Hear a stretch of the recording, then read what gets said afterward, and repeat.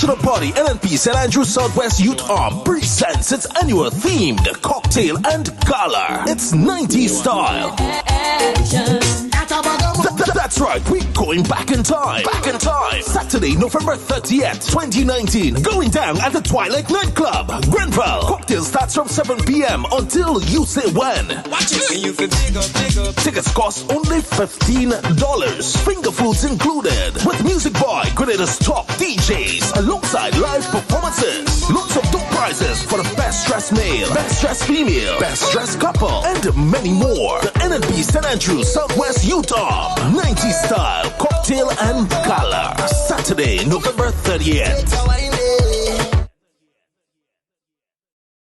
Now this is the big one as Culture Train String Band Group presents The Parent Train 2.0 from Friday, November 1st to Saturday, December 21st. And we kick things off on the Sister.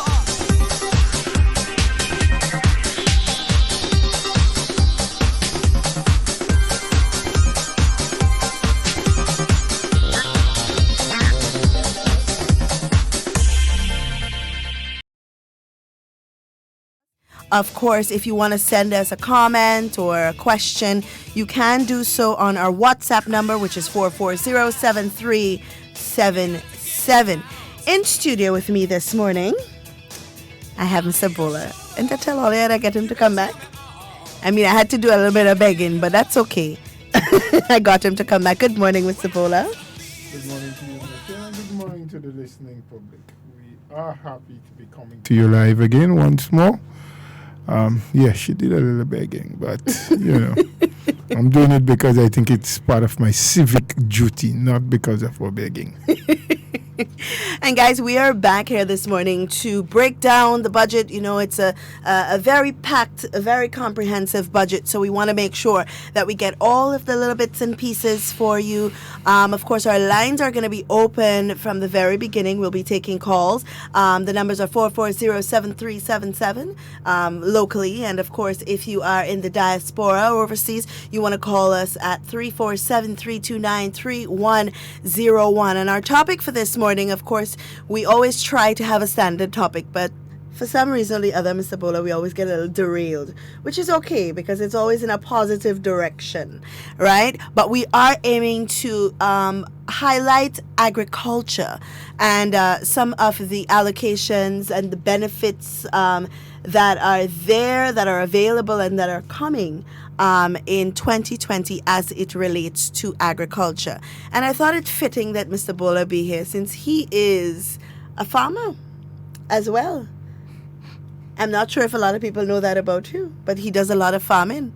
I can testify to some of the crops that he has in his garden, that he would bring occasionally for us here in the office. So he's a farmer in his own right.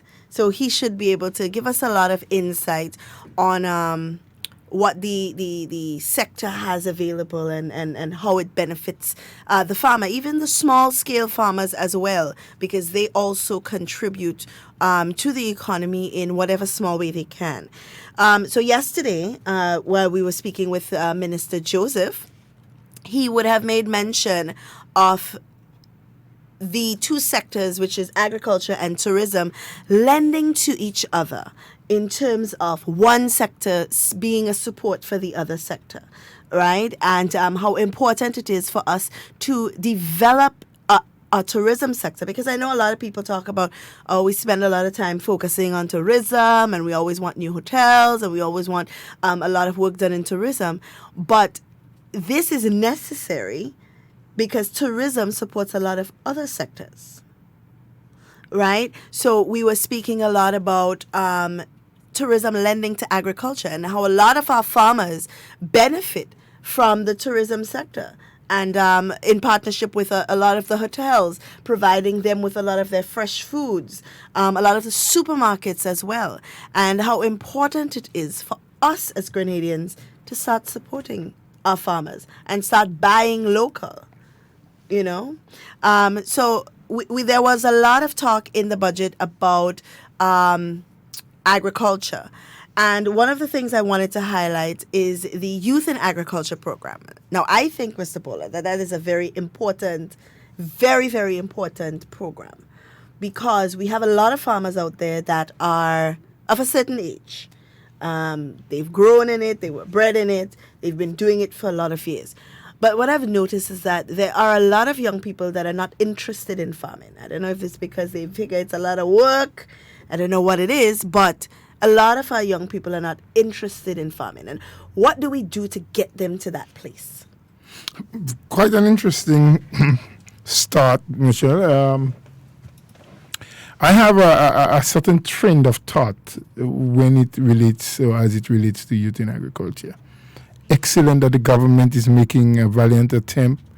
Excellent that the government is putting monies, and they would want to make a start. I don't remember the exact amount. I think it's 300,000 or something, if my memory serves me right, because I don't have the booklet, the budget document with me. But honestly, I think it would take a lot more than just the budgeted amount, the availability of lands and the selection of some young people who have expressed some sort of interest. Because, as you rightly said, agriculture, farming as it is, known in our small island states, is hard work. It's a little different to China, the USA, these places that have vast expanse of flatlands, plateau, where they can mechanize the entire system. I've been to Brazil, for example, and look at cane cultivation. I mean, I'm talking hundreds of acres of cane, totally flat, everything mechanized. You have machines plow, machines lay the cane down to plant it, machines fertilize, machines harvest and load the trailers. And I mean, you're talking, I've been to one of the places where when you look at cane just running off from the mill after they would have squeezed or grind, as we call it here in Grenada, the cane, and you would believe it's a waterfall you're looking at. I mean, the volume of juice that is flowing out. Yeah. And they can do those things. Mechanize agriculture. It's a lot more difficult in Grenada. So we still depend on manual labor to a large extent. Yes, we have brought in tractors, and so we have had plows that can assist us now compared to 25, 30 years ago, 40 years ago, when all we used was a hoe, a fork, to plow the lands. Now we can plow, we can retrofit. We still do a lot of manual planting and harvesting, and so. Because in comparison to those areas, our plots are much smaller, but we are also much more hilly and mountainous. Yes, so that's one of the constraints that we have. The second thing is that we have a very small population size in comparison to some of the other areas I make reference of. Even Jamaica. In the 90s, when I went to Jamaica to study agricultural marketing and management, and I'd been on one farm in St. Catherine, the farm was 365 acres. And what was cultivated there was basically switch was oranges. And the gentleman did chickens, goats, and cattle. Yes? Mm-hmm. So the oranges were planted, and then the animals would graze between them. But the land was flat.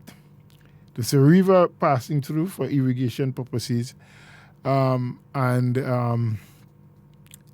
rows, oranges was done. I mean, much care was taken in how you do it, so that the animals will graze in between and doesn't affect the trees, right?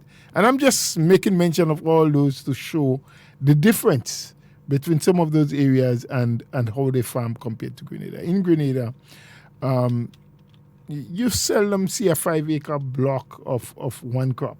Yeah. I mean, Carriacou is here now, so they're doing sugar cane, so you may see a 10-acre block, a 15-acre block, River and Twine Estate into cane, and so probably in some of the hilly, the mountainous areas, you might see a couple acres of nutmeg or pure stand cocoa, something like that. But generally, a farmer has an acre and a half. He does multiple cropping, some vegetables, a little bit of tree crops, and it's mixed. Right. So you don't have that space for mechanism.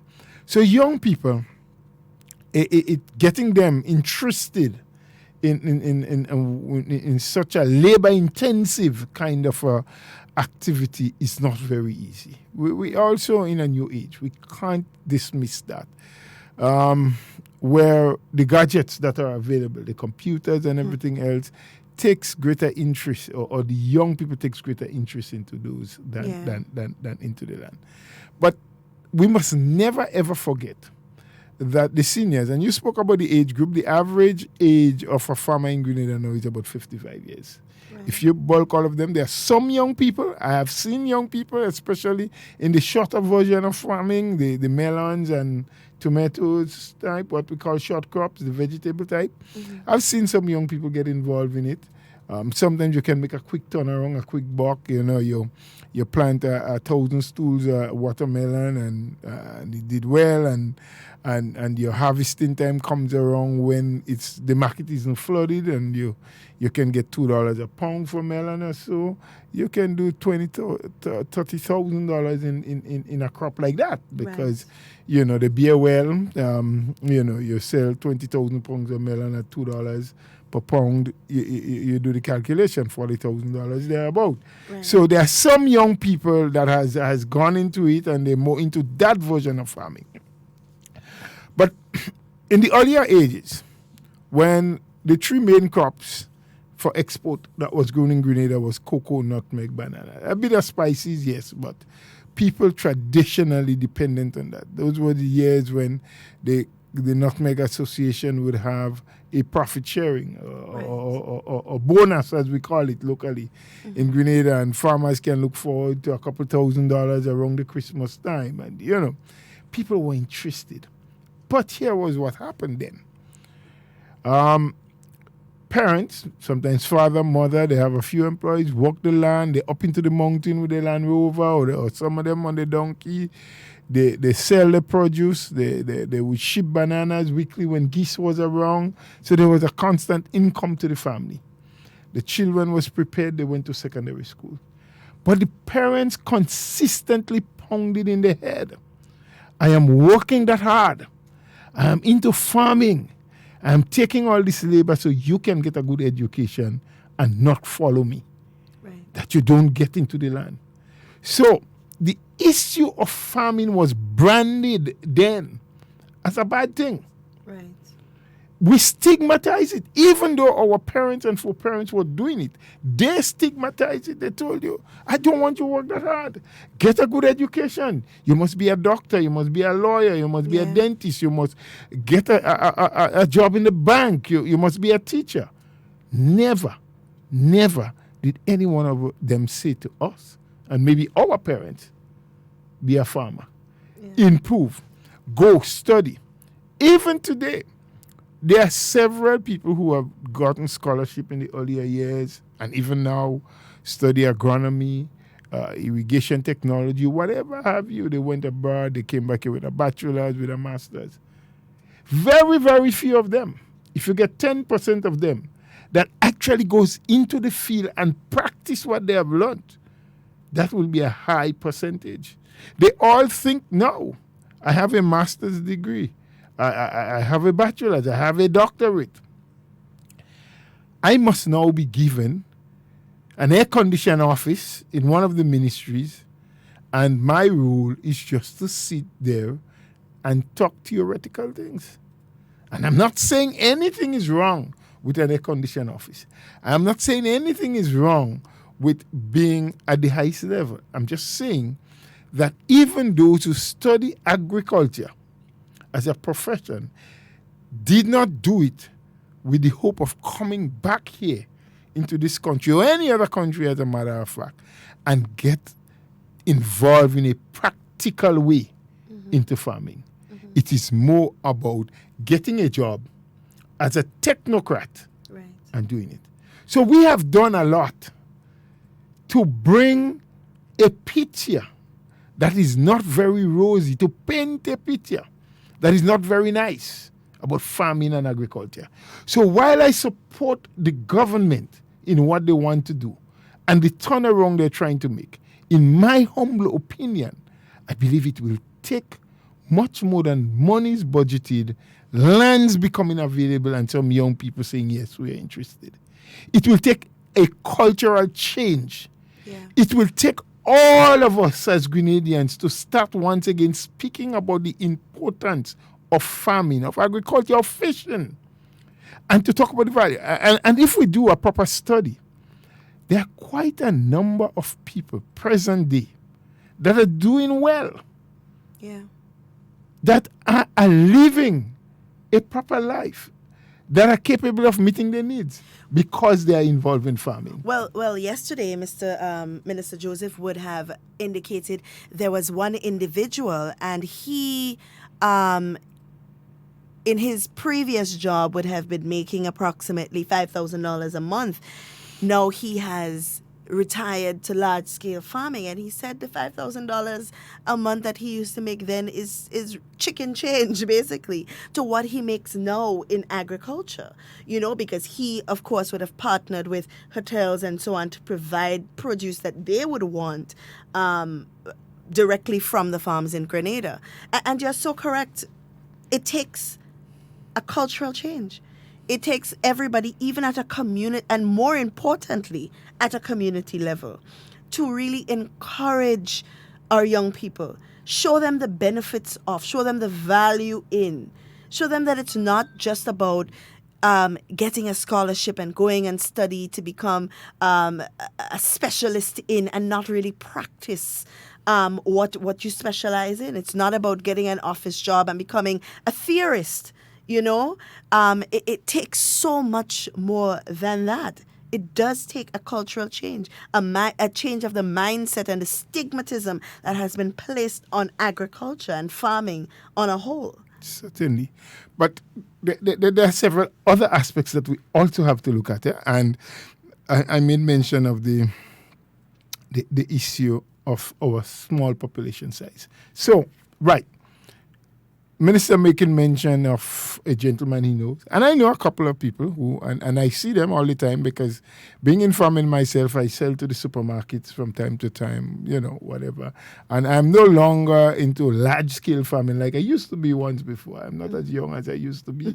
And so the aches and pains in the body doesn't motivate me to do as much as I used to do before. But it is something I like, something that is embedded in me, something that I grew up with, so I'm always planting something, Right. once I can.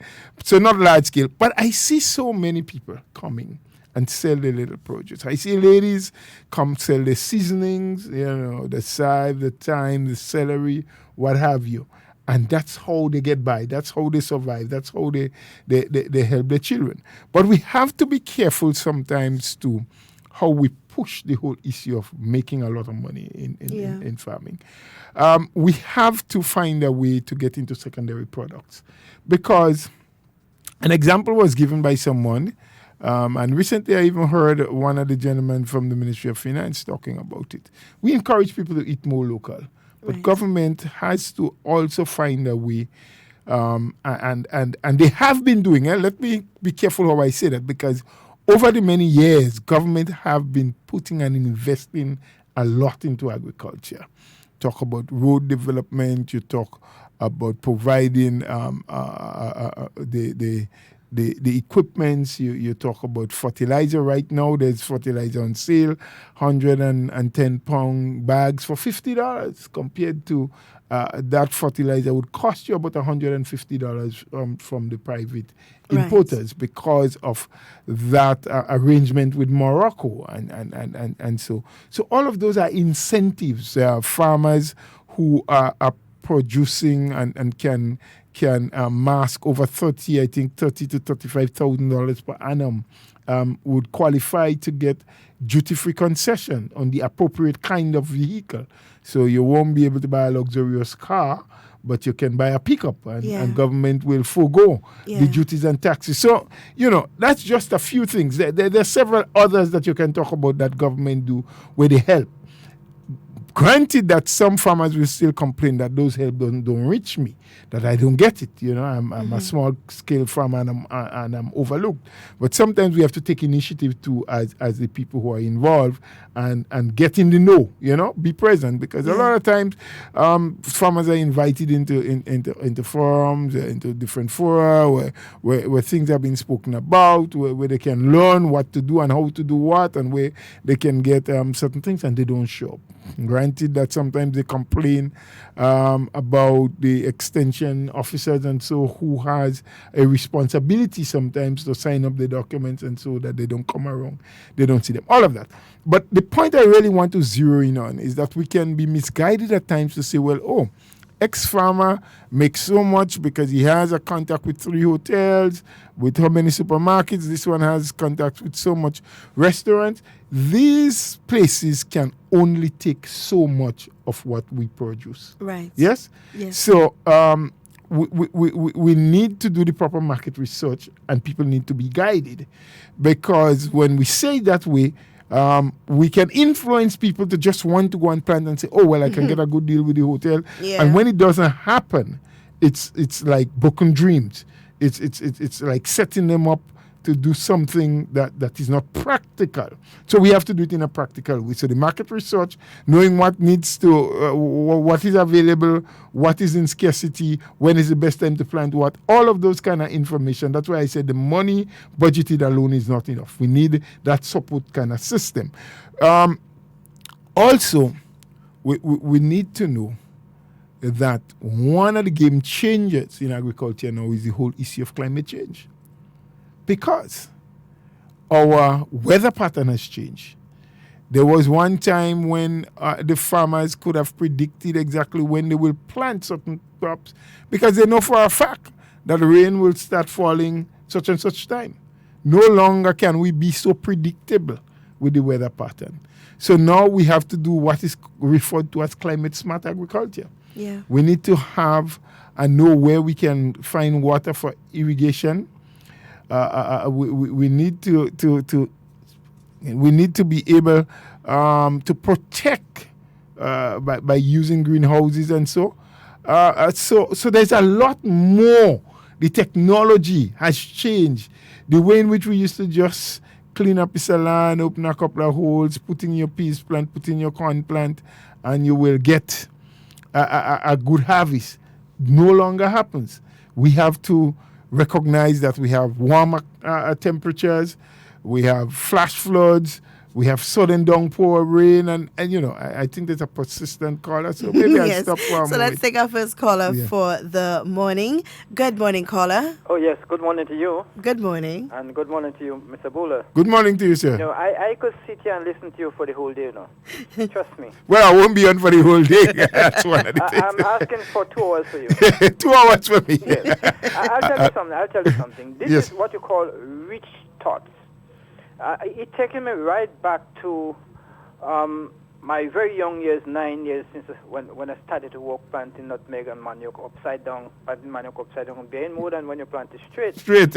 And all those things that I cultivated, 2 acres of nutmeg. By the time I was 12 years, I had nutmeg bearing and couldn't climb the trees. Yes. Banana, I was shipping banana, as I said, take with my father. I had an acre of banana, he had an acre. But you know something? I used to be fertilizing my banana with his stolen fertilizer. So he said, where you getting fertilizer to plant your banana? Your banana is looking better than mine. I say, Daddy, he have fertilizer there. Yes. But you know something? When he shipped, everything is shipped and his name, I doesn't get a cent. I just love the art, and I keep farming, and he getting the benefit. I did that really not make for my parents. I planted for them. And I said that. So we're making the point. And I want this to be taken seriously. Young people was torn off. I sell nutmeg at 10 cents a pound. I see people of years who got nutmeg $6 a pound. Yes. And I planted nutmeg selling at 10 cents a pound. And it's a joy for me going up 3 miles into the mountain there where my nutmeg trees was. And to bring it down on my back, to sell. I didn't make much headway in terms of what I planted. But I studied myself, and I did well. young people is turned off because you see, the yesteryear and today is totally different. Everything is different. So it's difficult to get a young farmer to go to the field to plant. Farming is not easy. I can tell you that. And then at the end of it all, he gluts the market and he can't get sales for his produce. Yep. The point I was just getting into before we took your call to speak about the market and that we need to be careful. While we want to encourage them, we need to do that market research and to guide them properly. Yes, so you see, you have to seek the market before you even plant. Yes. Yeah. You see? And so how do you get young people now to get into... I succeeded in recent times, about 3 years ago, in producing 2 very large-scale farmers, and they're doing extremely well. They're mechanized farmers now. Yes. Why? Because I took my money from my pocket, right? And I put the road down. I spent money and I bind the road down, and they moved in. So I set up a village. I have a village where I understand 4 more buildings going up in that area. The point I'm making here, you have to show young people today the money, because it's not easy starting now where you have a small population, the same population with higher cost. Yep. It's different. For a young person to buy a piece of land now, it's going to cost her between $60,000, $70,000 to $100,000. It's not easy. So if they have to build a house, it will cost about $150,000 to $200,000. The same thing. In our time, I'm not that old, but in our time, it will cost you $7,000 to build a block house, a knocking house. You see, so it's different. So young people are not seeing what they want at the time they want it, and they turn the other way, and that's the reason why they become deviant. In my time, I learned budding and grafting in Fields Day. We had demonstrators plot over the place, and we used to go right around the country certain times in the year. Farmers Field Day, and you see things and you do things. You see instructors with you on a daily basis. You see representatives with you regularly in the field. Today you're not seeing that. So where is the motivation, right? The motivation is one of the factors. If you have a representative, that representative must see the farmers must see that representative in the field with him. You heard a cutlass and a cutter leaf. You know, you don't have to work hard, but just being there for the people you're trying to spur on is a big, big thing. Yeah. But we're not seeing that now. We're not seeing that now. So as a result, that people doesn't have the interest, because I don't see my representative come in, I don't see the instructor come in, you know, and they just turn off. Yep. So we have to take all these things into consideration, and roads is so key. Every time I speak to somebody in a ministry, I was told, well, if government create that road there, people go sell the land at a high price. My father's land, my father's house was built on his farmland, and all the houses in the area was built on the farmland. That's where we had all the nutmeg. So it's important to put the farmers on his land so he could watch his land for himself and take care of his produce. Yeah. Do you know Tate? Tate, Mr. Alexis. I heard the name. I can't right. be sure. No, he used to be the representative for my area, right?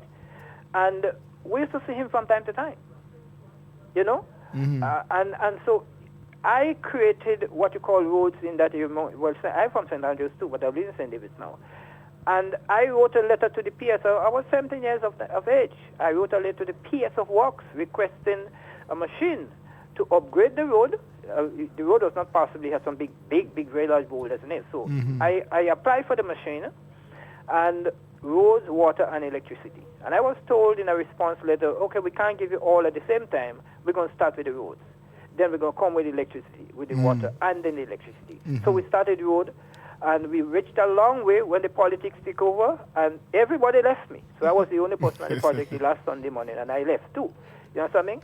So all this happened through me, one man, to get miles of road for the first time, not discussing with a parliamentary rep. I did it to the Ministry of Works, to the PS. Today, if I have to do those things, I have to go to the parliamentary rep first, who might be just wasting my time. I have to go to the PS. It takes me another few months, etc., etc., etc. Sometimes you never get it done. That is what I'm experiencing now. So I'm walking you through. It's a different scenario. And in this present scenario here, how do you ask a farmer, a young farmer, to go and work lands if he had to go through all these hurdles? So what we want up front is that honest true representation of people's economic development, right? And if we could get that, I think you could bring the farmer in the field, stay with him in the field, see him through success. All right. Thank you. A little piece of it. Well said. Well said. Thank you so much, caller. So I think the caller is along the lines that we are on, talking the language that we want to talk, and I must say, and we are saying all of that not to condemn what the government is trying to do, because I think the government has recognized that we need to have more young people taking over from the seniors at this time. However, what I'm saying is there are other factors that have to be considered. If what we want to do is to yield the kind of success that we're looking at. And I was just on the point about climate change and how it affects agriculture. Yeah. And it has, as we sometimes say, it is now the big elephant in the room. So much has changed. 40 years ago, very few people in Grenada had a pump and knew about farming with irrigation. Yeah. Because it wasn't necessary. You knew when it was the rain season. You knew when we were going to have dry time, especially in the mountainous areas, the middle to higher belt. People was able to plant. People will construct their drains and would mulch and be prepared. They would prepare the land for when the dry time come around, so it would not have any crippling or negative effect on the production. Presently, you can practice some of those things, but it wouldn't always work, because climate change is something that operates on its own. Yes. All right, we have another caller on the line. Good morning, caller. Morning. Good morning. Good morning, dear. What do you name again? Ms. Duncan. Good morning, Miss Duncan. How y'all doing? We're good. We're good And this good morning. morning to Grenada, Carriacou, Martin. I'm not 100% today, but something in the my chest this morning to see. Good morning to the Prime Minister.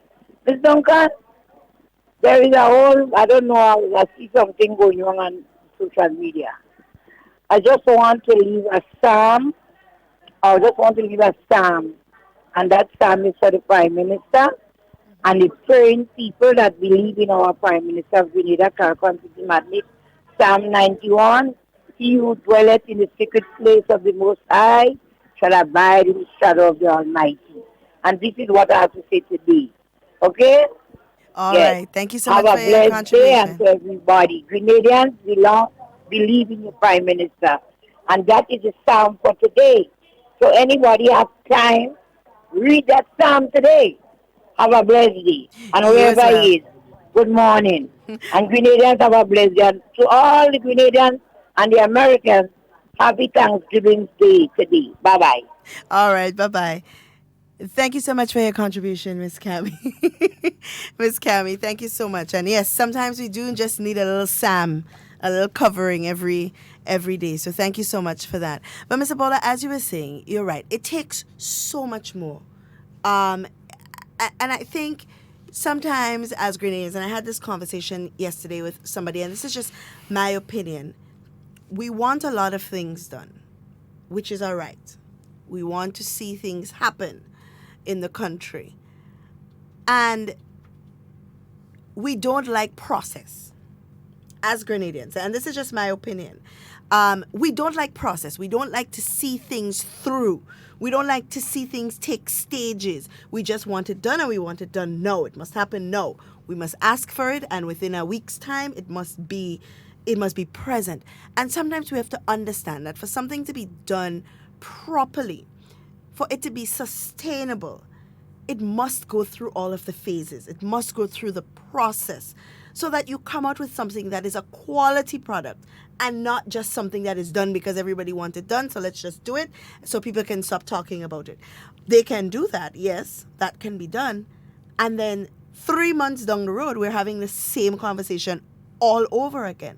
So it takes time, it takes processes, and a lot needs to be done in order to improve that sector. And I agree, we must start looking at secondary farming. some farming for not just raw production, but what can we get out of it? So making our own seasonings and our own peppers and so on. Secondary farming, and that's something that's so important. So when we have our young people looking at farming, they're just looking at farming on the basis of you go in the land, you plant, you reap, you sell. But it's so much more than just that. And there are other aspects, because it is not just about crop cultivation.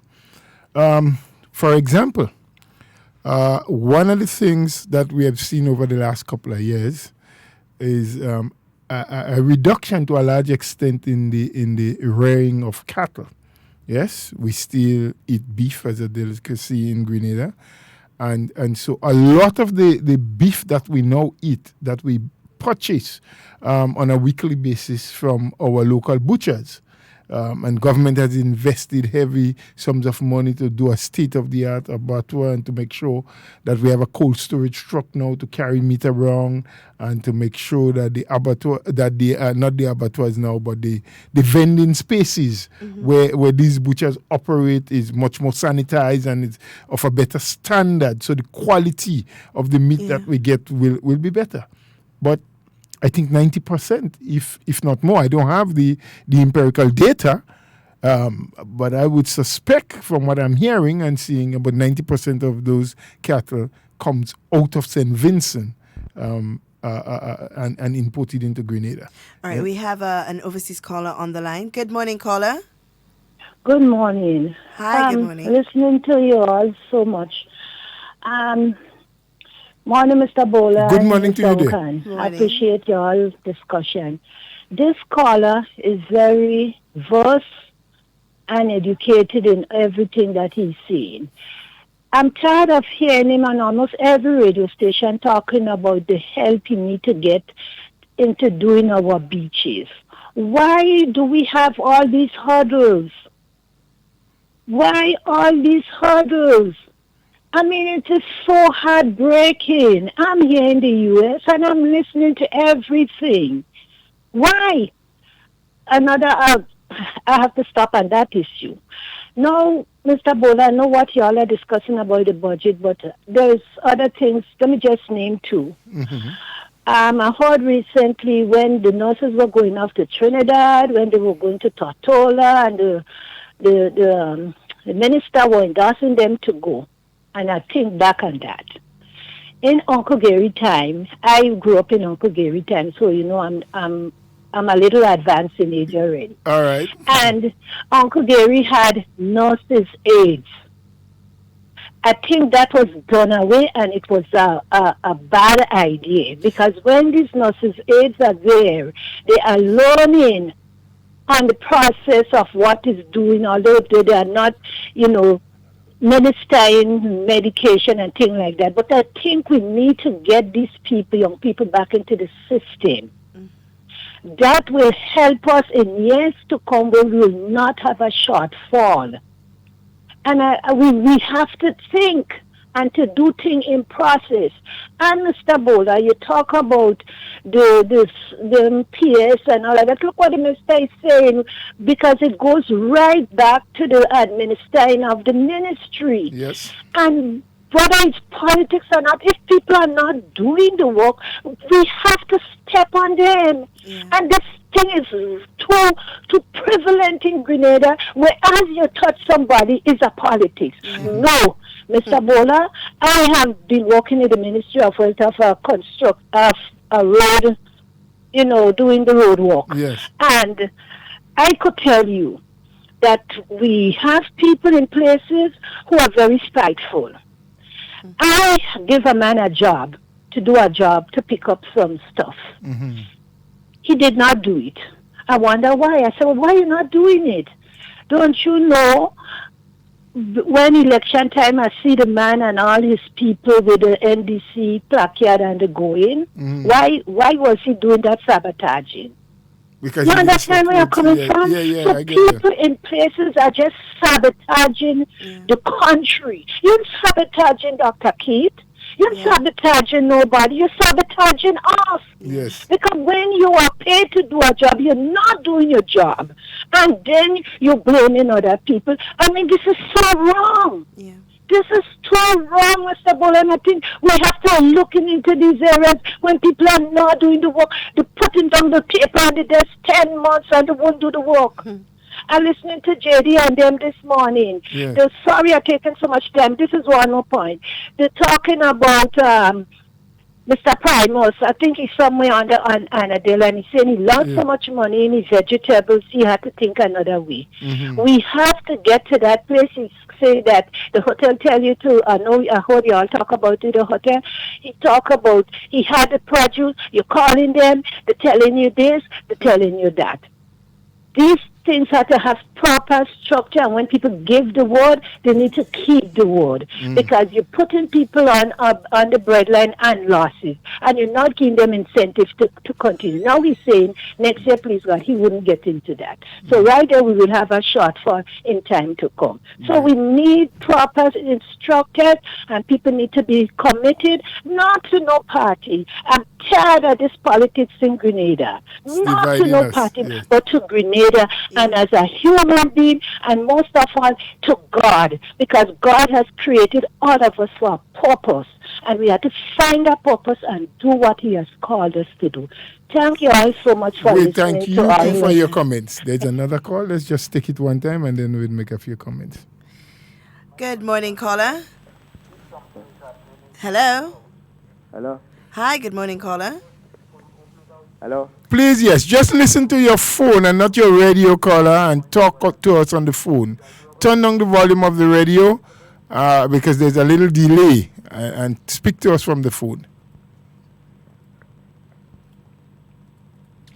Hello. Yes, we are here. We are hearing you.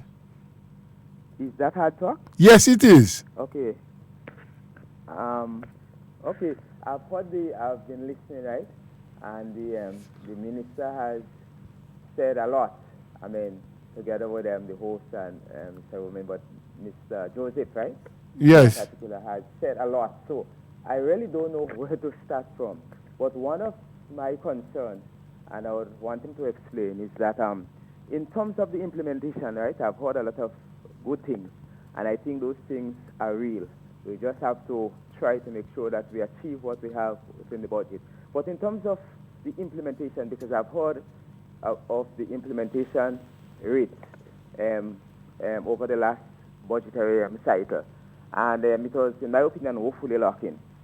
What do we have in place this time around to ensure that we achieve the goal, that we achieve the objective? Another comment that I want to make is that in terms of how people go about doing things, right, doing the business, organizing and so on, and I was happy to hear the relationship now between the hotels and some of the farmers, and the potential that there is. But still, I'm not sure that maybe some farmers are organized enough to be able to respond to the offer that is now available, to the opportunity that is now available. But I'm sure there are many others who are not at that level yet and at that stage. But one of the things that has been promoted, that we have talked about a lot over a long period of time, is cooperatives. And then it seems that many farmers are unwilling, to come together, to become more efficient, so that, everybody could sort of, how should I put it? Well, I can help you there. So people could, so you have a pool of fields, right? Yes. So people will be able to, derive greater benefits from it, right? So sometimes I find it very difficult to for that to happen.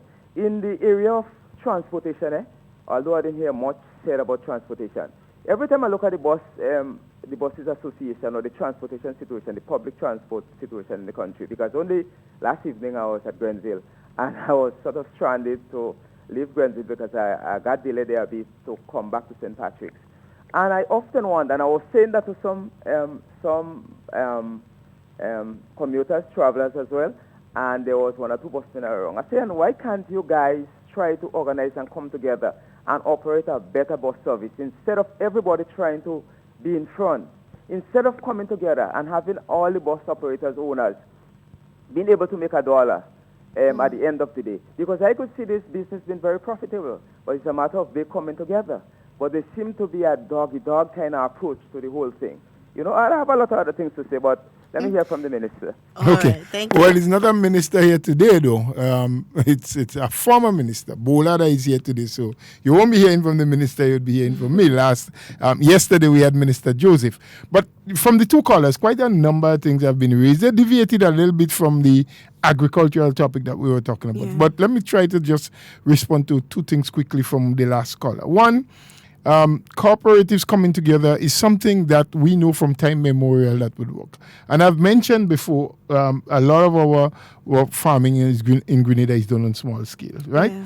So even when there is an approach and there's an offer from a hotel, for example, that says, look, I take you on a weekly basis, I want 1,000 pounds of cabbage, I want so much seasoning, I want so much bell peppers, seldom you can have a farmer that can produce all of what that one hotel would want on a weekly basis. Even a farmer that we will consider to be a large-scale farmer in Grenada. Yes? So what you need is a coming together of a group, a pool of farmers, right? The other thing that we have a problem with in Grenada, that's why we sometimes have scarcity and then there are times we have glut. Because we are not preparing ourselves to take advantage of situations. So farmer A is planting tomato, he's looking good, or he said, well, wow, I'm getting $4 a pound for tomato. Every other farmer wants to plant tomato because the price is good. But what happened? Whoa, everybody start harvesting at the same time and the price goes down $1 a pound, or sometimes you can't even sell a pound because everybody has, right? So that's why I spoke earlier on about the money's being budgeted good, but we need a proper marketing and information system, and that is where the extension officers and the Ministry of Agriculture comes in, where they need to have information, readily available information, so farmers can be guided. At any one time, you should be able to contact the ministry, whether it's a particular department they have, and they must be able to tell you, look, at the moment, we have 30 farmers planting tomatoes. That constitute 3,000 plants, with an expected yield of so much pounds coming in at what time in the year. Yes? And we will advise you now to plant carrot instead of tomato. These kind of things they need to happen in line with the monies that government is budgeting. And we can't turn around and blame the ministers. I mean, the Ministry of Finance has done the best. The ministries have done. They tried to make sure that the distribution of the pie was equitable. That every sector got a small bit of it. But it is up to us now to see the benefit in trying to organize ourselves. So, yes, I have a half an acre and I have 300 seasoning pepper trees there, and I probably can plant some a little bit of belanger, or what we call eggplant. But I must get in contact with that other person who is directly in contact with the hotel and say, hey, what is it the hotel needs from you? You are planting this. Can I plant that? Would you take from me? And we organize ourselves at the village level. We have to do some things and take some actions for ourselves. The other caller spoke about, and he mentioned about the buses. The same way. They all run at the same time. They run on top one another. They hustle. They speed pass. They pick up one passenger here and they won't let the next bus pass because they want the other passenger in front. And then at a certain time of the day, you don't see a bus running. So they need to organize and decide. 10 of us would work from one time in the morning. These 5 would start work when. These other 10 would start work when, in the various routes that they run. But government can't do it all for everybody. We must be business-minded enough and smart enough and capable of saying, look, it will be better off for me if I start running from 4 o'clock in the afternoon. Yes? And I would run from 4 to 12 in the night. Maybe in the beginning you may not get the numbers that you're looking for. But when people know that there is a reliable service available, they will start using it. The first caller did speak about the issue of the lack of cooperation and things like that, and our nurses living. Now, the nurses issue is an issue throughout the Caribbean. we must say. We're not using that as an excuse. But right now, even Barbados, they're looking at Ghana, you know, to bring in some nurses. You know, yesterday, Mr. Bola, I was having this conversation with somebody. We have to look at this thing objectively. Now, we complain that the nurses are leaving. One, we cannot tell the people what to do because it is in their right to seek betterment. If they see that there is betterment somewhere else, then it is in their right to seek it. But we must also look at it from this point of view. If our nurses are moving to the UK and to Trinidad and to the US to work, it means that there must be a demand in these countries as well. There is. So it means that the issue of nurses migrating is not singular to Grenada. No, it's an international issue. Because if you can take nurses from Grenada and other Caribbean countries to work in the UK and so on, it means that they must also have a shortage because they are not going to allow them to apply for jobs that are not available and jobs that people within their country cannot fill as well. Right. So it means that the issue is not singular to Grenada or the Caribbean by extension. It is an international issue. Right. And you're correct about that, but it gives us now an opportunity. The caller, I just wanted to respond to something she said about nursing aides. We still do have that in Grenada. Well, they're actually taking a batch in the upcoming weeks or a month or so on. Some of the Imani 50 I think is the number to start with. For training. Right? But I think it also leaves us with an opportunity. I think what is bothering us, the point that we need to make here is that those who are leaving are our most experienced. Yeah. Those who would have spent years on the job, that has the know-how, has the skills. Yeah. So we are bringing in new ones, but they are not as skilled. Because these things are not just textbook knowledge. Yeah. You need to be on the job. You need to spend time doing the job. You need to be supervised by someone that has the experience and the knowledge so that you can learn and become more experienced and knowledge yourself. Yes? So I think what we need to do as a country, and I know that the Minister of Health has spoken about it internally, I know that there's a plan in place, is to rapidly train more nurses, not just to take up jobs here. And maybe when we train them, we need to give them an extended period of time to spend on the job before they can leave. As you rightly said, it is their right.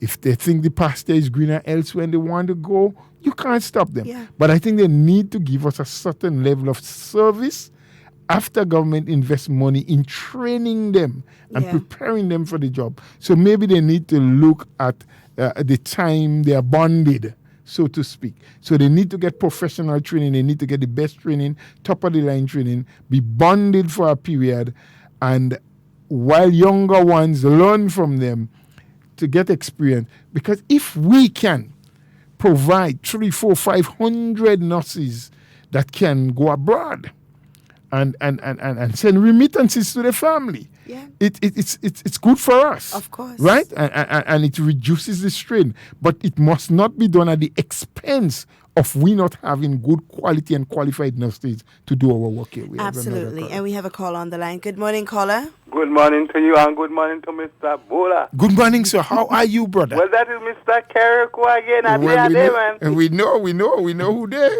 they. So when I'm going to see you, sir? I am hoping, I wonder if someone send me a private jet for you. I wouldn't mind that, but you don't send it next week. I am traveling next week, not to Carriacou, but to a meeting in Washington, So when D.C. are you coming to Carriacou? So when I return, I want to try my best to come to Carriacou. So I wonder when you come back here to leave a number with you? No. Didn't you leave your number the last time? But yes. But you go hear me here, or I go ask Duncan to send out a message to tell my partner. I will hear you there because I always tune in. Yes, so tell my partner to call me. By the way, you put fruits to soak already? You put the fruits to soak already? You ain't making black Long cake? time, man. Good. I put all the fruits to soak already. Good. And I have my black wine day. Oh, Lord. Oh, Lord. I must come up. Even though it's for 2 days, I had to come up. Yeah, you just eat guan and manico? I just eat them, not as much as I used to before because I seldom eat meat. But if I come to Carriacou and we're doing a pot, I had to taste it. Okay, we're trying a serious yard fall. Oh gosh, you're talking Right my in kind the of yard, thing. Right in the yard. And you know which part I like outside? The foot and the neck, eh? That's what you like? That's what me like. Me like the back. Yeah. So, I always give you a little brain teaser. What, Jesus? Why most people claim that Grenville Town look like a cricket pitch? Because you have bowler in the top and bowler in the bottom. You think you could win me with this one? And a batter in the center.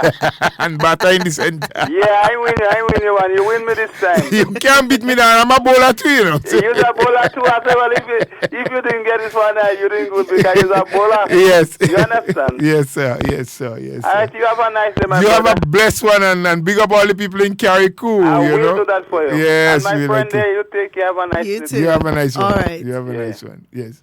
Yes. So, and then one of the callers did speak about the rate of implementation, which is something we spoke about a couple of days ago too. Yeah. So government budget, they say what we want to do. This is our plan. This is where the money is coming from.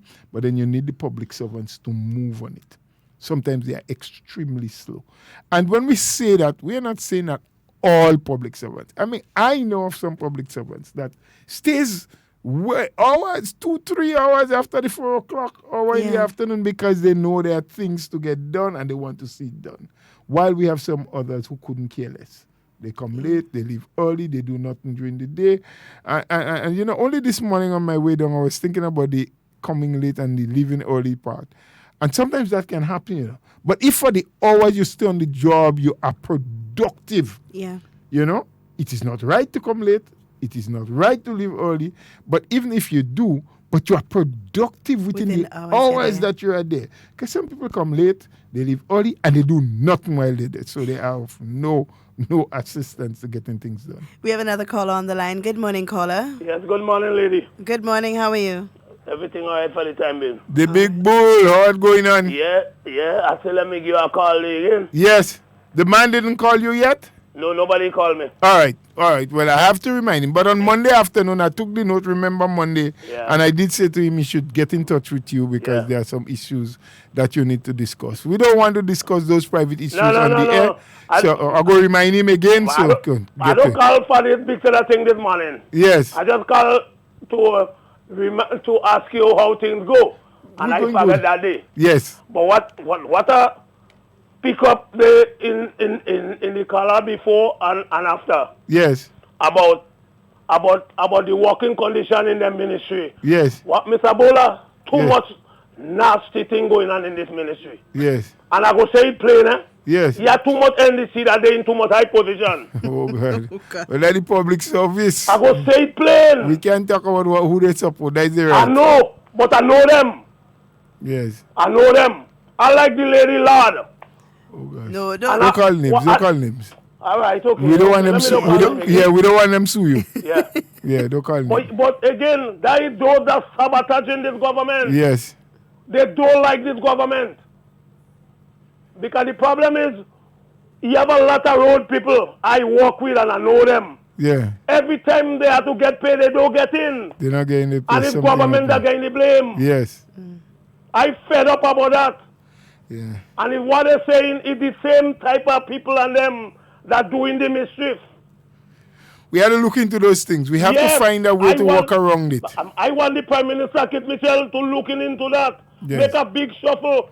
Not only in the Ministry of Works and in place, all in the hospital too. Yes. All about in the ministry need a shuffle. I mean, he can't fire them because they are the public service. Yes. But they could transfer. Yes. Yeah. And let this country move. This country, they're on a high part, a high note. Yeah. Because for next year, I seen so much growth and so much good things for all of us in this country. But yeah, some people don't want to see that. Yep, we heard you. They don't want to see that. We heard you. And that hurting me here. Don't take it on too much. Because we are going to do something about it. Because I know from day one, this government doing as much and a lot for every one of us. Yeah. God have mercy on this country. Well, we are calling God all the time, and I'm glad you're calling on him. And the next thing, as I say, God have mercy on this country. I want the Prime Minister next year, before March 13, yes, have a day of prayer. Okay. I agree. Okay. Okay? We'll take note and we'll pass that information on. Mr. Bola, I say that my whole body run. Yeah. Get cold. I hear you. Pass it on to him and let him look into it. We normally take notes when certain things are said and we pass it on to see what can happen. Have a day of prayer before the 1 year come up. All right. All the best with two of all you. Take good care of yourself, eh? Yes, sir. It was nice. But if you recall, Prime Minister in his budget deliberation, Minister of Finance, did say that in the Ministry of Infrastructure Development in particular, which drives a lot of the public works, buildings and roads and bridges and those things, that they have already started hiring engineers and project managers and so, and that there's a grant of $3 million that will give them room to hire more people. Yeah. And we hope that by doing so, we will see much more things being implemented. Much more work moving forward. We have another call on the line. Good morning, caller. Good morning, ma'am. Good morning. Are you hearing me? Yes, we are hearing you. Okay. I heard a bit of the, Mr. Bowler talking about the recruitment or training of nursing aides. Am I correct, or did I hear it incorrectly? Yes, that's correct. My question, what about the training of midwives, ma'am? Because as far as I know, legally, midwives and medical doctors are the only two legally qualified persons to do intranatal care. But our midwives have left and we are short. So what about the getting of midwives? I hear of training of aides and I hear of recruiting nurses. What about our midwives? Okay. Well, Madam, I cannot answer you your question. Very good question, which we'll take a note and pass on to the minister or the people in that ministry. I was only responding to something a caller mentioned about she thinks that there are no longer any nursing aides. And I was saying that there still are. And from the budget presentation, mention was made that they're taking in about 50 young people in a couple of weeks' time to be trained as nursing aides. And I went on to make the point that some of our nurses are leaving for greener pastures, which is their right. So maybe it's an opportunity for us to train a lot more nurses and probably to bond them for a slightly longer period so they can pass on the skills and knowledge and the experience to new ones before they leave for the greener market. So maybe, yes, that's something that is in train, something that they're planning for, but I don't have that information. We can pass it on to the minister, and as soon as we have a word, we will announce it here so you would know what's happening. Right, and that comment, it goes back to something we talked about before. Why does it have to be government? Why can't, because I know that the St. George's University, they have a nursing program where they now have the mandate to train the nurses that go to the general hospital, right? Yes. Why does it have to be the government? Why can't us as individuals say, okay, well, there are 50 slots available for midwives. My daughter could go and train to be a midwife. My aunt. You understand? It doesn't always have to be government. Not that I'm saying that the government doesn't have a role to play, but the government doesn't have the singular role. They don't have the only role to play. We must also identify and understand that we have a bigger part to play as well. Yes. We are the human resource. We are the wheel that drives a lot of these things. You know, government can create the enabling environment. They can ensure that there are facilities available to train people to do these things. But we must want to do it. And that is the move. We had this conversation yesterday as it relates to development. The government can do everything that they have to do to ensure that the economy is at a place where the people can be developed.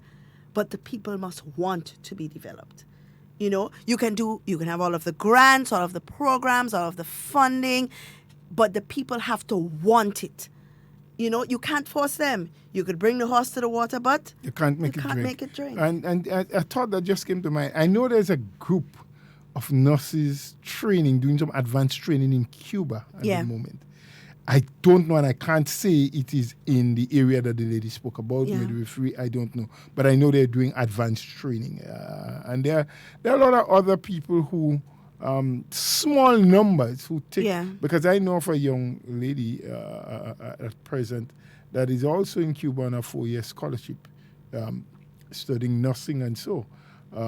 Wasn't sent by government per se, isn't in the government service, but saw it as an area of interest, and there were scholarships available for Cuba. She's on her first year now, and she went to do it. So you're right that there are people who can just take up the initiative and train for the areas that have work available.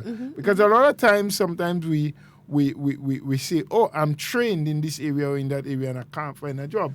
And maybe it's an area that is already saturated. Exactly. Yeah? So we need to be better thinkers. We need to be critical thinkers and look at the areas that has the greatest demands, where we believe that work would be readily available. And of course, nursing in the medical field is one of the areas that we can look at. Engineering is another area that a lot of Grenadians are not taking up. And that's why government constantly is short and has to hire people from outside of Grenada with the engineering experience. Yes? Granted that someone once said to me that, oh, well, when we train, we can get paid bigger in the private sector. Maybe that is the case. But, we need to look at where we can be of service to our country. So maybe we can, Michelle, step back into agriculture a bit, because that's where we were. But as soon as we take this call, we have another caller on the line. Good morning, caller. Good morning, Miss Duncan. Good morning. And good morning to Mr. Bola. And good morning to you, sir. No, Mr. Bola, the issue we're talking about there, especially with nursing. I spent many years working in another foreign country. Yes. In the two main hospitals. And the point is, I don't see how we can tell a nurse to stay in Grenada and work for 4,000 EC a month. I mean, some of them didn't get in that. When they could go to another country and work for 10,000 EC or more a month. It's very difficult for us to compete. And one of the reasons why is because in all, if not most of these countries where our nurses migrate to, the people in these places, they pay a lot more for healthcare than we pay in Grenada. Yes. So it's very difficult. So we are where we are. So let us see what we could put in place in order, to produce nurses. So some could go and some could stay. Yes. But right now, we cannot compete because we don't have the resources to compete. Yeah. Now, Mr. Bola, agriculture was a rapid. Now, I wish you will kind of tell us in a nutshell, soon as I hang up here, what are the 3 or 4 fundamental, problems with agriculture? Now, as a guy with common sense, I always say in Grenada here, from an agricultural standpoint, I see market as being our number one problem. Yep. Because if we can find market, I believe people are willing to produce. We have the land, we have the climate, we have the water, we have the personnel. Our water, most of it is accessible. Our terrain is good. Mm-hmm. Our soil is excellent. It don't have to be coconut, nut, and banana. If that is not what people need, we have to find what people need out there, whether it's Trinidad, Barbados, wherever, and produce it here. But once again, the reason why people calling on government, Miss Duncan, is because we have put, the different association in charge. We put farmers in charge of their business. We give farmers the space to choose who they want to represent them, who they want to guide them going forward. Mm-hmm. And now that we know that they have failed, they have elected people that that didn't have a vision, so to speak. So they failed. And that is the reason why you see a lot now people calling on government. Mr. Bulla, we have the land, we have the personnel, we have the terrain. But in order for agriculture to work, I am of the opinion that we have to control all the amenities, if that's the correct word, that goes with agriculture. Fertilizer, cutlass, file, boots, raincoat, you know what I mean, pesticides. We have to control that. So we will be able to produce a bunch of banana for a minimal cost, a pound of carrot for a minimal cost.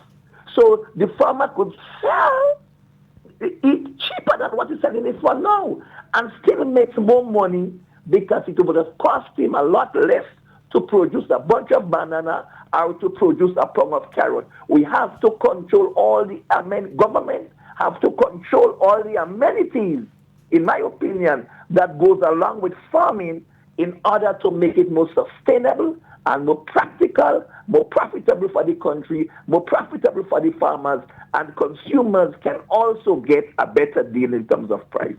Sir, have a pleasant day. Thank you. That was more than a mouthful. He's correct on a number of things. But there are some things that are easier said than done, yes? And earlier on, I was about to allude to the fact that someone said, look, even if I want to support local, if I go into the market, a pound of yams is about $3. It would take, if I have my children, my husband, probably 4 or 5 pounds of yams. That is weighed with the skin and everything. That's $15, yeah? Mm-hmm. When you go home, by the time you peel it, you remove the skin, you remove that reddish-looking part that we call the head, and so it probably comes down to 3 pounds. Barely able to feed the family, to give everybody a meal to satisfy them. But that same $15 can buy a couple pounds of rice, a couple pounds of flour, and still buy meat and all those things, and we can eat. When you compare $15 to local producers. And it's an analysis that is realistic. We still say we need to be a little patriotic, but of course we have to be cognizant of the fact that people want to stretch that dollar as far as possible. Because when someone is hungry, they don't care whether it's a local produce or a foreign produce. Granted that, as Grenadians, I believe we have a preference for foreign stuff more than local. Yeah? Foreign stuff. We'd rather go buy an apple than to pick up a mango under a tree and wash it and eat it, We'd rather buy grapes than to pick a few plums sometime and suck it. So we understand all these dynamics, which have to change, which we need to get people to understand, to become more cultural oriented with what we have. But I do believe also that in the mix, with all that government has already been providing, and they do provide a lot, we can go about and count it. The amount of money, look, even in the budget speech, they're talking about over $100 million to be spent on farm roads and feeder roads. Roads that farmers will use to bring the input into the land and to take the produce out. And we recall one of the first callers did speak about the early years when they had to walk 3 miles up into the mountain to plant, pick up the nutmeg and bring it back on head. I did speak about in the early days of donkey carts and donkeys and Land Rovers. No, farmers have access, duty-free, to buy proper vehicles. But when you buy those proper vehicles, you need good road access, and government is investing into that. But amidst all of that, we have to find a way in which we can aid the farmer a little bit more so that the final selling price of the product can be competitive with the imported stuff. I don't think it's a walk in the park. I don't think it's an easy thing to do. I don't have a formula of how we can do it. Ideas has floated in my head many times. I believe, like I say, with a good information system where the extension people are able at any one time to tell you what is available presently, what may be available in 2 weeks down the road, what could be available 3 months from now, because they have numbers, credible numbers of the amount of stools of X, Y, or Z that has been planted, where it is concentrated, what the expected yield will be, can help guide farmers better to plant different things so that you don't have a glut at any one time and you don't have a shortage. Yeah. Again, easier said than done, but could be tried. But I also believe if you have that information system, government can give more assistance to farmers if they are being guided by what they're being told to plant. So I have my land, it's mine. And I'm being told it's not best to plant cabbage now because there would be a glut on the market. Let us plant. You should go ahead and plant beans. And I decide, no, I don't want to plant beans. We say, okay, it's your land, you plant what you want. But if you're going to plant what we advise you, because we want to keep the product running on the market without a glut and without a scarcity, you will get X amount in aid. I once suggested, even when I was the Minister of Agriculture at one time, government subsidize plants. Every year you have planting season, you have the propagation stations in Maribo and Ashendon and Maran and those places that produce planting material every year. Cocoa, nutmeg, mangoes, oranges, other citrus, what have you. They have the plants. I think the most expensive plant you may get on one of the propagation stations may be $5. Yes? Less. I know soursop is in demand now. I think soursop plants are going at $2 for one. Don't know if the price has gone up recently because I haven't bought any recently. But these are all subsidized plants. Government is putting in a significant sum to ensure that the farmers get it at that price. And I believe that must be changed. And here's why I believe that must be changed. If we want more production, over the past 10 years, if we go back and do the research and we check the statistics of how much cocoa plants was produced and sold to farmers over the last 10 years, for example, 15 years if we want to go that far back. Because I recall after the advent of Hurricane Ivan, cocoa plants was given free sometimes. Nutmeg plants was being sold, or nutmeg was given free and cocoa was sold at $1 or something like that. But almost like giveaway. Yes? Oranges, citrus, hundreds of thousands of those plants have been produced.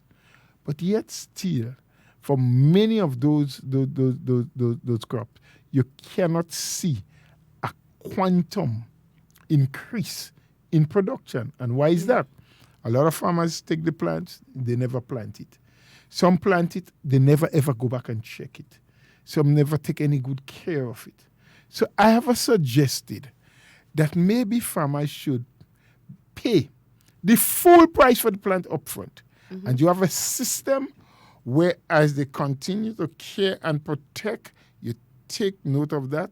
And when that plant reach maturity and start producing, they are being given a rebate. Yeah. So if it costs $15 to produce a cocoa plant, the cocoa plant must be sold to the farmer at $15. He now has a responsibility. So instead of buying 300 at $1 for $300, he may buy 50 at $15 for his same $300. Yes? But he knows he has to take care of that 50 plant because he spent money for it. Yeah. Clean it, make sure the vines don't tie it up and kill it, the bush don't choke it, right? And then when that 50 cocoa plants survive and start bearing, government say to him, look, for over the years, you've paid $15 per plant, but because of care and attention and fertilization and everything else, we're going to give you back now $20 for every plant that survives and reach maturity. And the same thing goes for oranges and for nutmeg. Something that I had advanced, looked at. I told the farmers that, as a matter of fact, at one plant opening session in Maribo, I said that. And I recall my PS then told me, she said, but Minister, you're a very bold man. And I imagine that you would stand up and tell the farmers you would advocate for them to pay full price for the plant. Because I said that, and in those contexts at the time, because I wanted people to see farming as a business and get more serious about what they're doing. Because government continue to invest a lot. Government invests more than what we as farmers invest from time to time. However, though, sometimes we meet failure. Some farmers rarely go beyond the call of duty. They make great efforts and they lack knowledge, they lack skills, and they do not get the help that is necessary. Some people slip through the crack. Sometimes probably not intentionally. But because we don't have this rigorous checks and balances that need to be there to verify what our technical people and extension people do, some people slip through and get forgotten. We have to find a way to fix that. Yes, I think agriculture can do well. It can pay. People can live a good life from farming, but everything must be done. The process must be well checked. There must be checks and balances. You know, there are some people in farming in this country that benefits from every single program that comes about because they have friends in high places. The people who implement those programs ensure that certain people always benefit. And there are others who never get an opportunity. Others with good intention, hardworking, prepared to take a labor and to spend many hours on the farm. They never get an opportunity to get anything. The politicians get blamed. Sometimes they deserve to get blamed because sometimes they themselves don't take enough interest in what the ministry and the workers in the ministry are supposed to do. Yes? And some of them probably are a little scared because we've said it many times and callers have said it, that the moment you try to do something about a bad situation, people cry foul. They talk about prosecution, about political victimization and so. But sometimes we probably need to put them on the spot. Let them shout out victimization. There's this story about this young guy. Maybe it's a fantasy story that used to be a shepherd, and he was so lonely at times with his sheep up in the woods in the forest. He used to crowd wolf, and the villagers would be running with their sticks and stones and cutlass to run away the wolves. And he would laugh and enjoy himself with them because he just wanted friends and companions. And the day the wolf actually came and he cried out wolf, nobody came because they got tired of his prank. They thought it was just another false call. I mean, so sometimes maybe you have to allow them and take them for the grand charge and expose what they do. Yes? Because we are not perfect, and I don't expect anyone to have 100% perfection 100% of the times. But there are some of us who can do more and can do better that will benefit more people, whether it is in farming, in health, in education, wherever it is.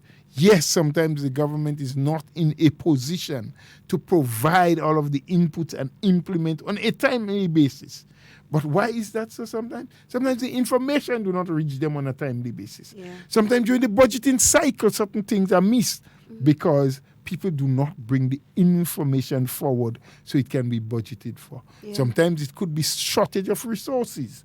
There are a number of things. But what I'm saying is that when things become available, when resources are placed there to do certain things, we must do our best to implement and to reach the people with it on a timely basis so that productivity can increase at every level. Absolutely. I agree. I mean, it's something that we've talked about here a lot in terms of productivity in the public service and, of course, implementation. And it just goes to show how a lack of these things can affect so many things in the country, you know? And it's not a saying, and I think it needs to be said over and over again, because sometimes you may bring up certain points and speak about it, not in a sense to bring anybody down, but that's what people take from it. But we're not saying it in a way to condemn public workers or to say anything bad about them, but it's the reality of the situation. And I think we need to start speaking and being more vocal about the realities of a lot of situations, because you're right. People are afraid to speak.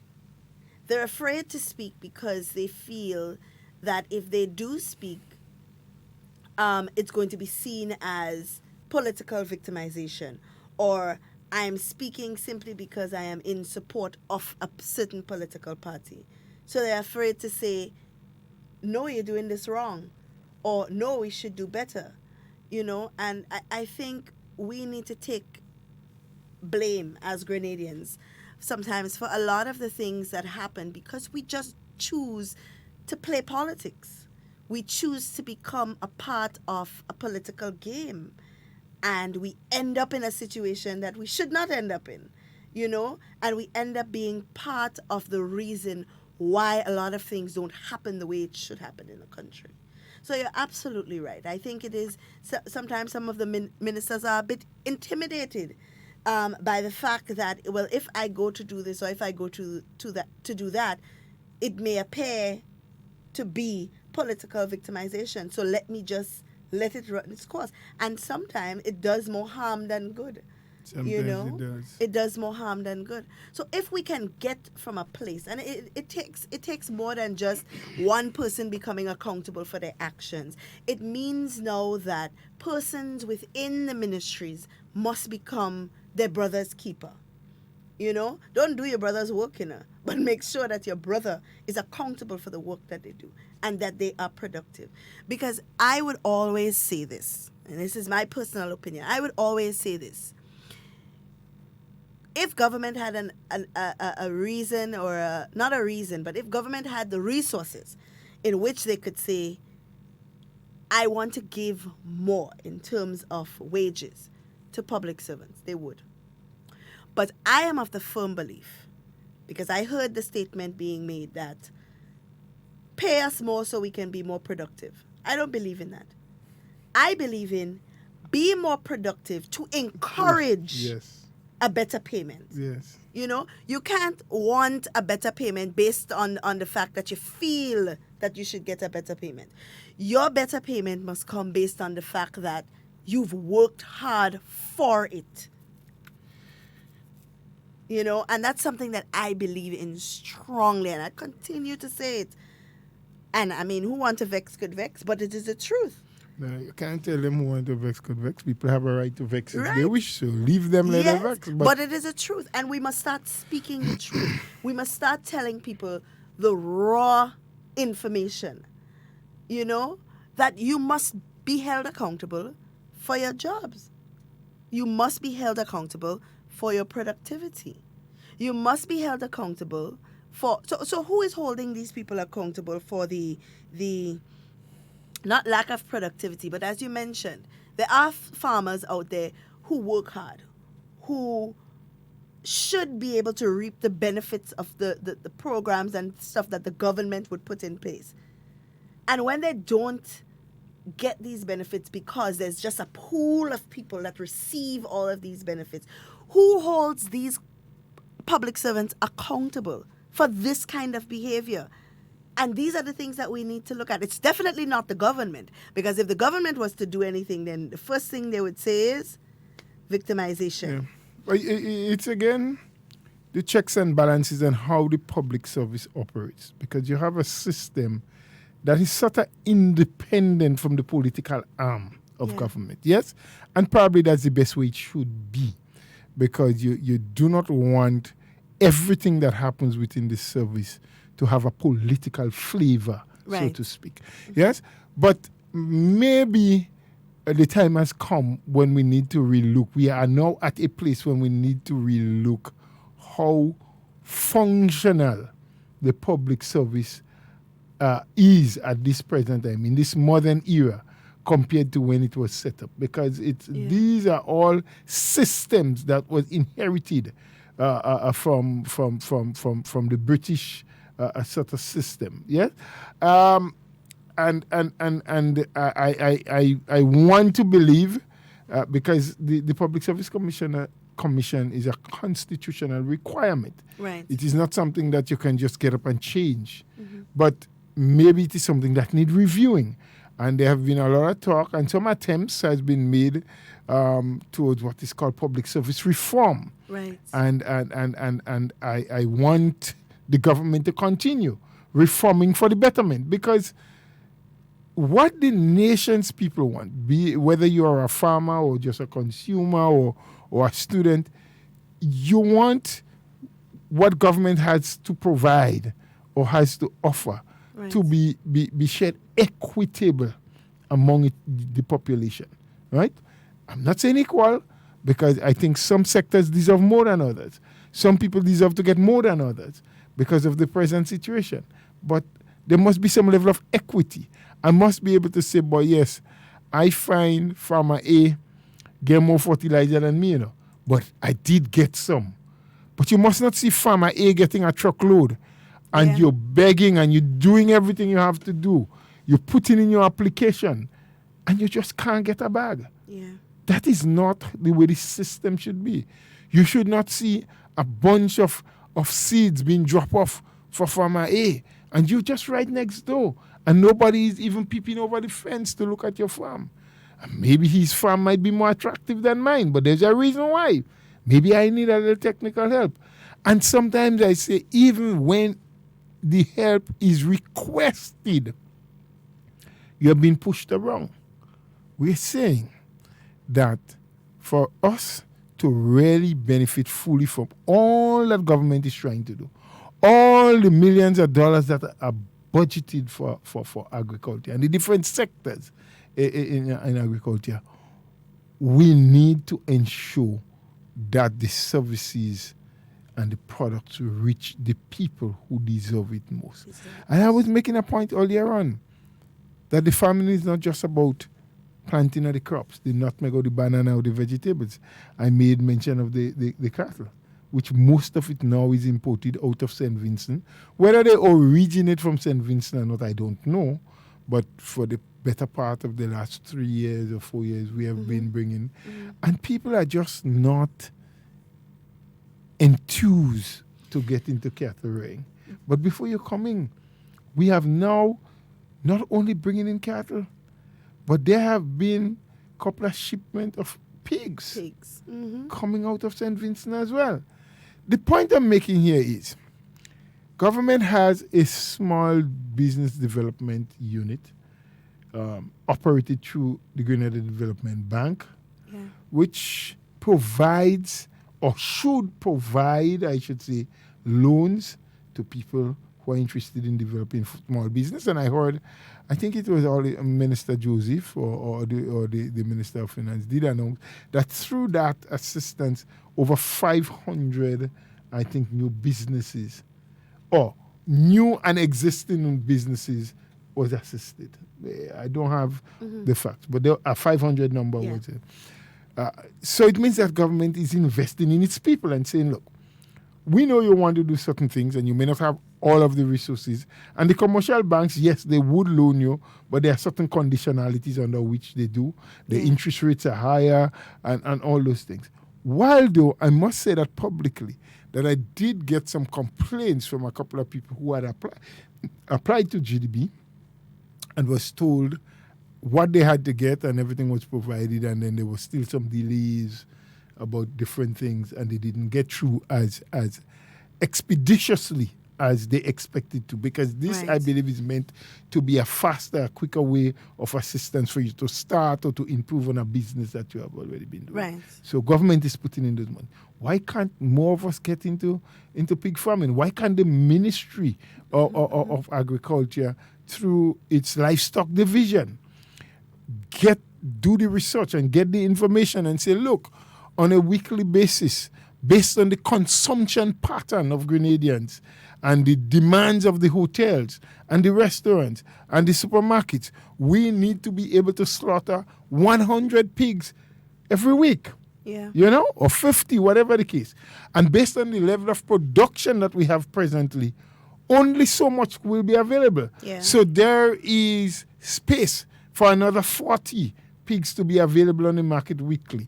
That would take another 30 farmers growing X amount. We need those kind of information so that the same young people that we want to encourage to get into farming can know, hey, if I do that, my father has a portion of land that I can use, or my auntie has a portion of land that I can rent, because they may not have lands of their own. Based on what is being said, you contact the ministry, they say you need space of that size, whatever, at what cost. GDB is there through the government small business initiative to provide those funding. But sometimes we just say the funding is available. Look, for example, I heard one guy saying that government does nothing to encourage people. For small hotels and businesses, government has a loan scheme, same through GDB, that locals who have small hotels can access to develop and to do different things. So the question is, yes, Ministry of Finance, Minister of Finance, The budget is being read. The monies are being made available in the different line items. But do we have the support system where people now knows exactly what is needed, how to go about doing it? We probably need to provide them with more information. We probably need to break that information down into simpler format for them so they can then pick it up. They can move with it. They can run with it. And we can achieve the kind of success that we hope to achieve. Seeing more young people get into agriculture at every level, ensuring that they do not fail, because the information is provided for them as to the best areas they should invest in now, how much the investment they should go into, and how they can access market for what they're producing. So we need that support, that kind of support system. Absolutely, and we've advocated for the Grenada Development Bank here as well. And I've heard comments about persons talking about why we're bringing in cattle and why we're bringing in pigs and so on from neighboring Caribbean countries, but it's because our people they're just not interested in the rearing. Maybe it's that they're not interested. Maybe it's that they just don't know that there is an avenue in which they can access assistance to do this kind of development. You know, we talk about the amount of poultry that we import. The demand is so much greater than we are able to supply. So it now means that more people need to now invest in poultry farms and so that we can, you know, bring down that food import bill just a little bit more. Just a touch on poultry. It's more than just the more people. There's a poultry policy that was developed. There's a poultry association that exists in Grenada. So I think the Poultry Association, in collaboration with Ministry of Agriculture, Livestock Division, and so, they have developed a poultry policy, a policy that is in place that we can follow. Right. And having presented that policy to government, the cabinet had accepted it and have designated, I think, 40% of the market share for local poultry production at the moment. So, in other words, what I'm saying is that if on an annual basis we consume 1,000 pounds of poultry meat, just using 1,000 as an example. So, on an annual basis, Grenadians, and this is just an example, people, don't take it and say, Mr. Bola said we're only consuming 1,000 pounds of meat. 1,000 pounds of poultry. Government is saying you have now 40% of that market for local production. Right. I think it's 40. That needs to be verified. So in other words, if it is proven that there is sufficient production of local poultry, government will cut back on the licensing for the importers. So the importers cannot bring more than what is needed after the local production is taken into consideration. Right. So there is protection for us to produce more. But there may be other mitigating factors. I'm just saying, I don't know, farmers sometimes complain about the price of feed, that it is very expensive. It could be that the management techniques of the farmers need to be sharpened. Maybe they don't understand too well, because sometimes a man feel, I have a little money, I put up a pen, let me rear 100 chickens, let me rear 200 chickens, without doing the research.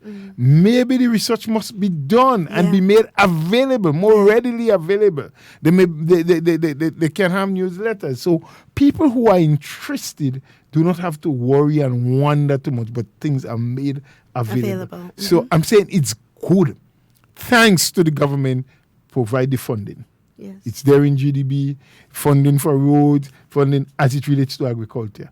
But maybe the next step needs to be the people who are employed within those ministries to do certain things must become more functional, must gather information, must simplify the information so that the people who we want, the young people in particular, can say, this is attractive. This can have benefits for me.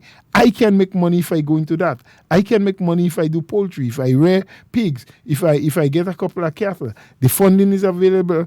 I can get the land space here, whatever the case may be.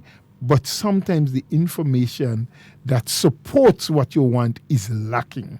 Yeah. And that's an area I think we need to work on seriously. It's a very good point. And as we close, because of course we're pressed for time, but as we close, I must say that with all that we're speaking about, it all goes back to how we as Grenadians consider, or how serious we consider our duty to country. And not just duty to our political party. Because we are very politically driven in Grenada, very much so. And we must not be. Not that we must not be, but we must put our duty to state above our duty to our political party. So, and this more goes for the people in the public sector who drives the system that governs the country, who drives that system that is responsible for a lot of the development that happens within our country and the development that happens for the people of our country. We must decide where our duty lies. It must lie with state, because the development of the state is much more important than our duty to our political party. You know, we have to want to see Grenada succeed, regardless of who is in office. We have to want to see our people developed, regardless of what political party they support. And that is what is most important. Do you have any final words, Mr. Bola, in closing? Thank you. I mean, I think we've said a lot. I have said a lot. The final thing I really want to say is totally out of sync with what we're talking about here today. I really want to empathize on behalf of our political party, on behalf of our political leader and everyone else, to that family out there in Salisbury Road, in Grenville, who a couple nights ago lost, everything I understand. 3 houses with all of its content, an entire family. Fortunately, we say, and there's not a lot of things we could say that it's fortunate about losing your entire house and its content, but no lives was lost, as far as I understand.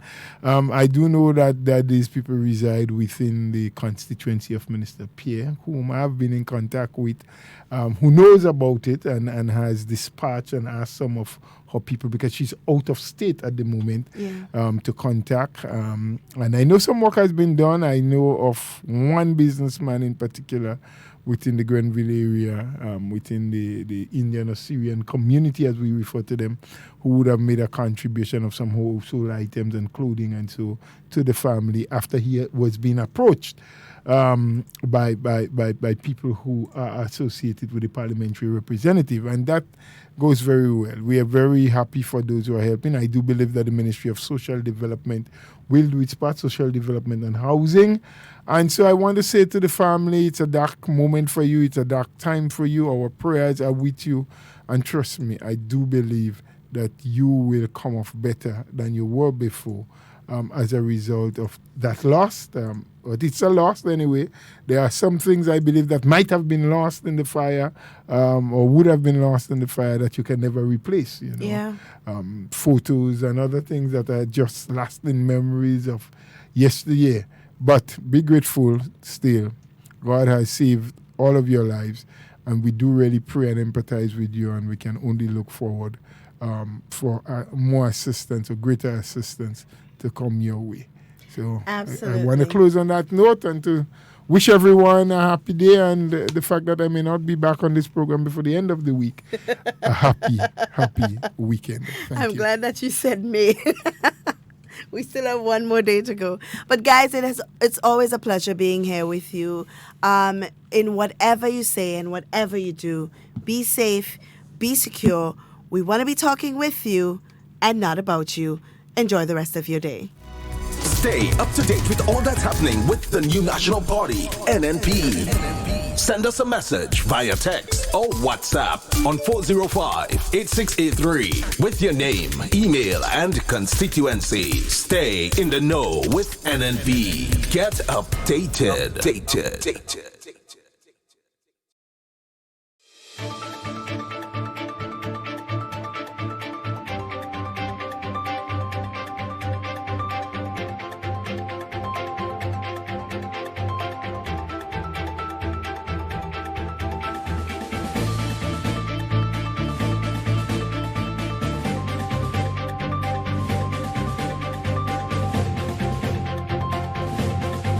Grenada signs grant agreements with Carriacou Development Fund. We'll have details to this story and more in the National Report.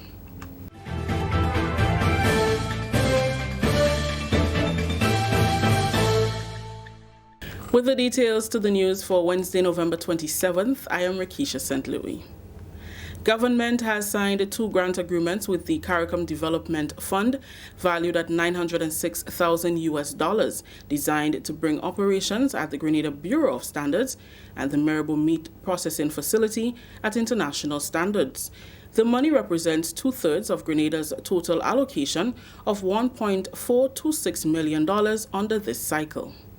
The purpose of the first grant to the Grenada Bureau of Standards is to facilitate market access and enhance the competitiveness of Grenada's food exports by ensuring compliance with food safety regulations.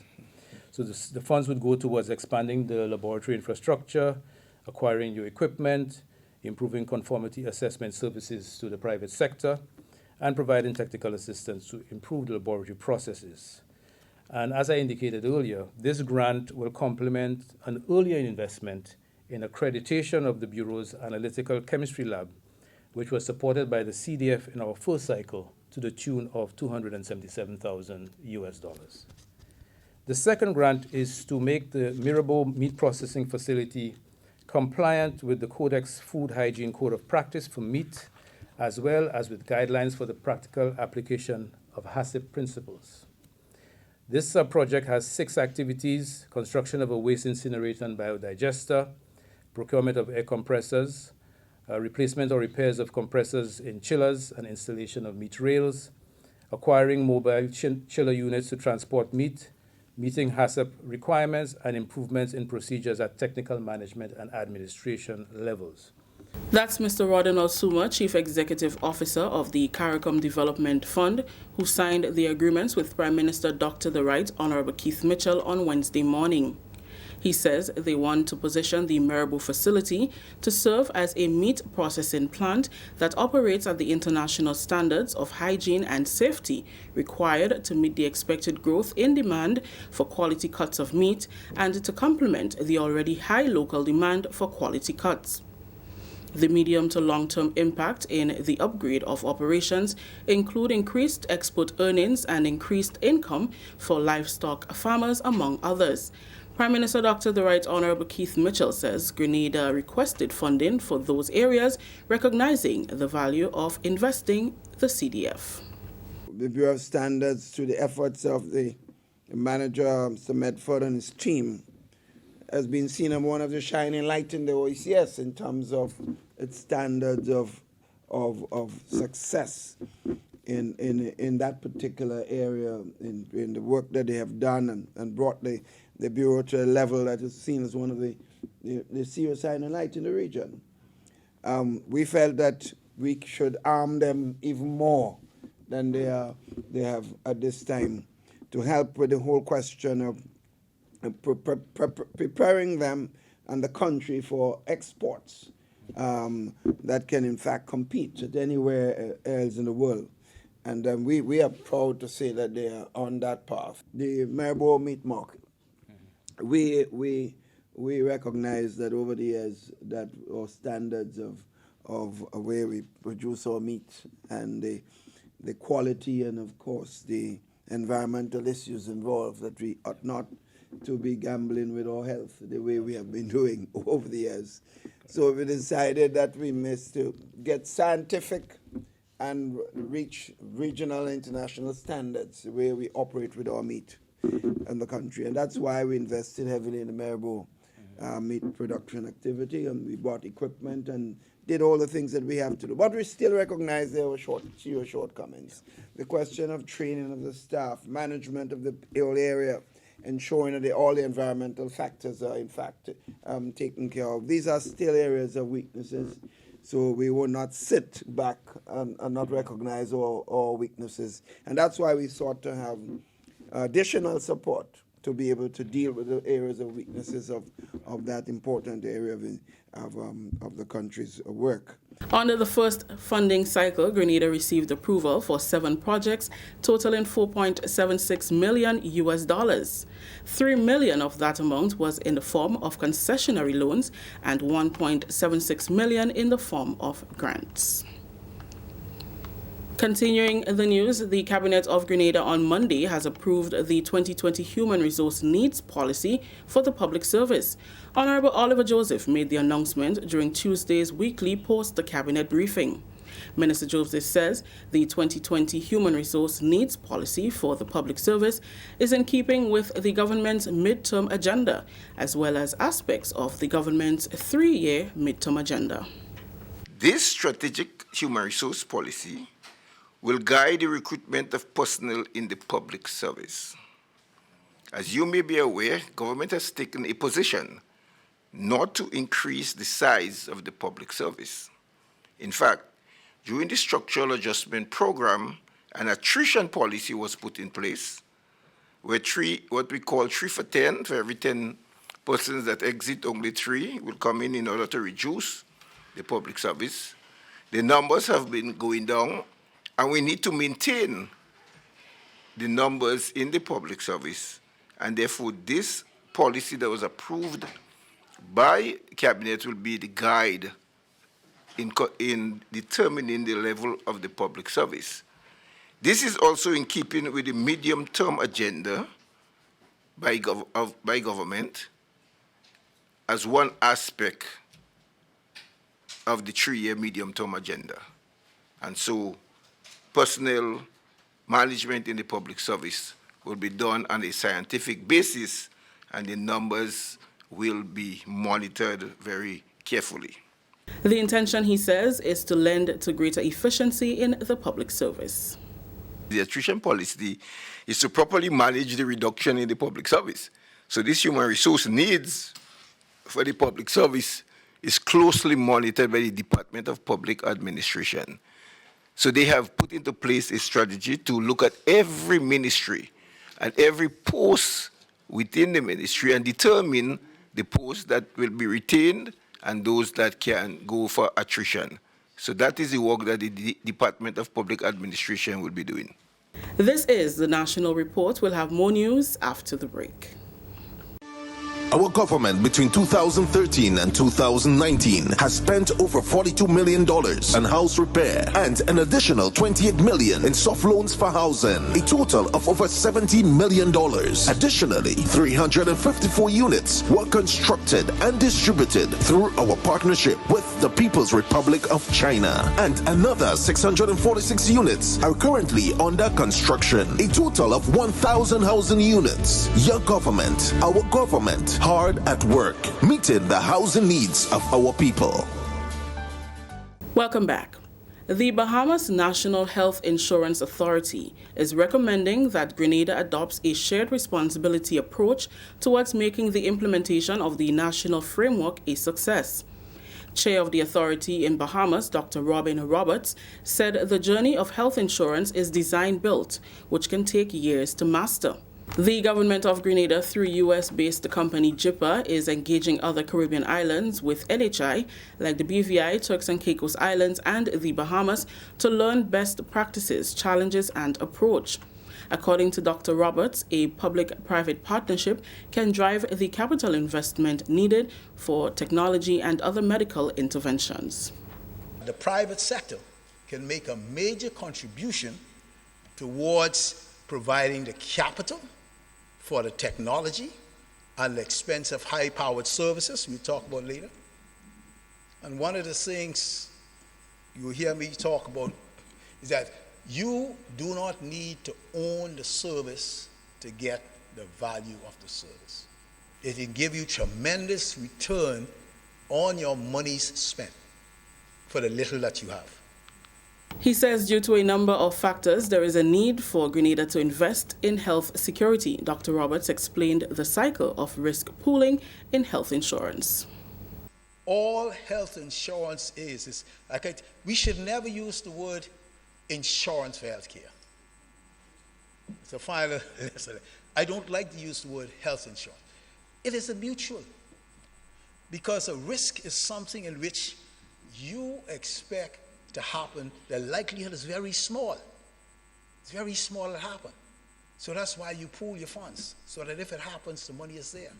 But the more likely the risk is, the more it's going to cost you. And the more likely the insurance company is not going to insure you for it. And when you translate that into health care, it means very clear. The question is not if you're going to get sick. The question is when. And when you get sick, you can't work to get that money. So what it all is a mutual. When you're young and fit and healthy, you put into the pool. Because when you get old and decrepit and you need the care, you now pull back out the pool because some young fella's putting it into you.